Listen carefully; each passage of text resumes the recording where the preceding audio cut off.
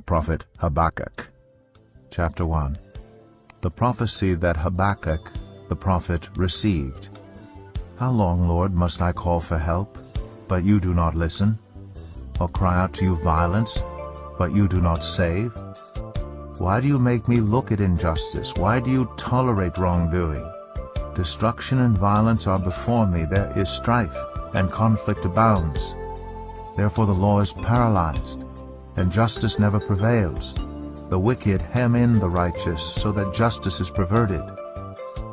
Look at the nations and watch, and be utterly amazed. For I am going to do something in your days that you would not believe, even if you were told. I am raising up the Babylonians, that ruthless and impetuous people, who sweep across the whole earth to seize dwellings not their own. They are a feared and dreaded people. They are a law to themselves and promote their own honor. Their horses are swifter than leopards, fiercer than wolves at dusk. Their cavalry gallops headlong. Their horsemen come from afar. They fly like an eagle swooping to devour. They all come intent on violence. Their hordes advance like a desert wind, and gather prisoners like sand. They mock kings and scoff at rulers. They laugh at all fortified cities. By building earthen ramps they capture them. Then they sweep past like the wind and go on, guilty people whose own strength is their God. Lord, are you not from everlasting, my God, my Holy One? You will never die. You, Lord, have appointed them to execute judgment. You, my rock, have ordained them to punish. Your eyes are too pure to look on evil. You cannot tolerate wrongdoing. Why then do you tolerate the treacherous? Why are you silent while the wicked swallow up those more righteous than themselves? You have made people like the fish in the sea, like the sea creatures that have no ruler. The wicked foe pulls all of them up with hooks. He catches them in his net. He gathers them up in his dragnet. And so he rejoices and is glad.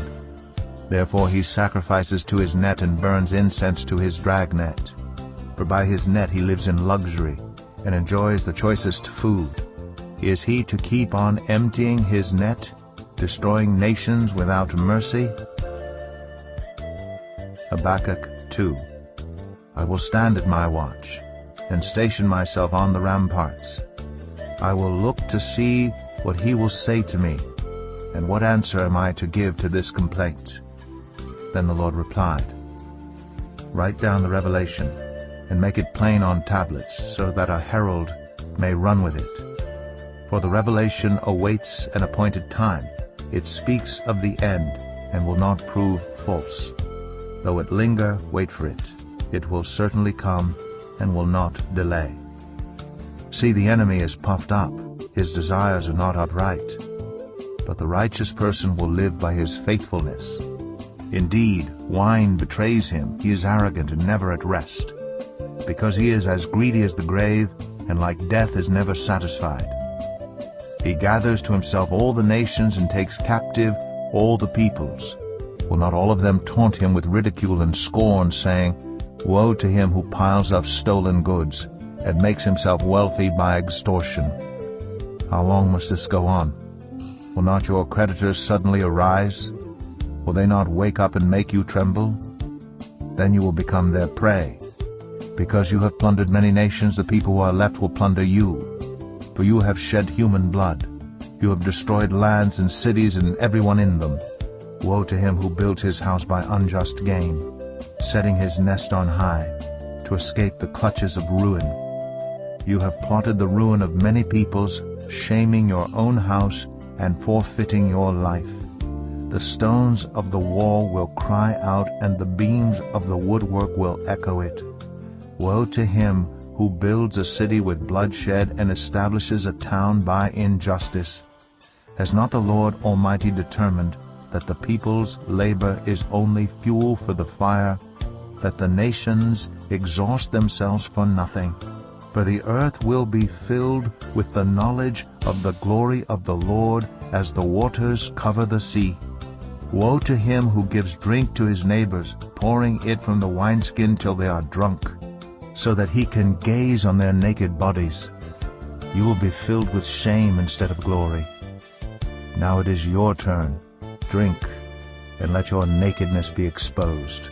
The cup from the Lord's right hand is coming around to you, and disgrace will cover your glory. The violence you have done to Lebanon will overwhelm you, and your destruction of animals will terrify you. For you have shed human blood, you have destroyed lands and cities and everyone in them. Of what value is an idol carved by a craftsman, or an image that teaches lies?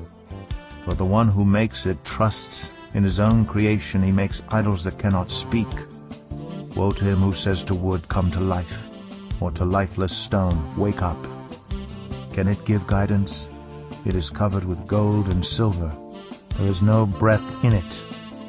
The Lord is in his holy temple. Let all the earth be silent before him. Habakkuk 3. A prayer of Habakkuk the prophet on Shigionoth. Lord, I have heard of your fame. I stand in awe of your deeds, Lord. Repeat them in our day. In our time, make them known. In wrath, remember mercy. God came from Teman, the Holy One from Mount Paran. His glory covered the heavens, and his praise filled the earth. His splendor was like the sunrise. Rays flashed from his hand, where his power was hidden.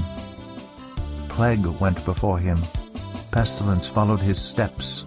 He stood and shook the earth. He looked and made the nations tremble. The ancient mountains crumbled and the age-old hills collapsed. But he marches on forever. I saw the tents of Cushan in distress, the dwellings of Midian in anguish. Were you angry with the rivers, Lord? Was your wrath against the streams? Did you rage against the sea when you rode your horses and your chariots to victory? You uncovered your bow. You called for many arrows. You split the earth with rivers. The mountains saw you and writhed. Torrents of water swept by. The deep roared and lifted its waves on high. Sun and moon stood still in the heavens at the glint of your flying arrows, at the lightning of your flashing spear. In wrath you strode through the earth, and in anger you threshed the nations. You came out to deliver your people, to save your anointed one. You crushed the leader of the land of wickedness. You stripped him from head to foot. With his own spear you pierced his head when his warriors stormed out to scatter us, gloating as though about to devour the wretched who were in hiding. You trampled the sea with your horses, churning the great waters. I heard, and my heart pounded. My lips quivered at the sound. Decay crept into my bones, and my legs trembled. Yet I will wait patiently for the day of calamity to come on the nation invading us. Though the fig tree does not bud, and there are no grapes on the vines, though the olive crop fails, and the fields produce no food, though there are no sheep in the pen, and no cattle in the stalls, yet I will rejoice in the Lord. I will be joyful in God my Savior. The sovereign Lord is my strength. He makes my feet like the feet of a deer. He enables me to tread on the heights. For the director of music on my stringed instruments.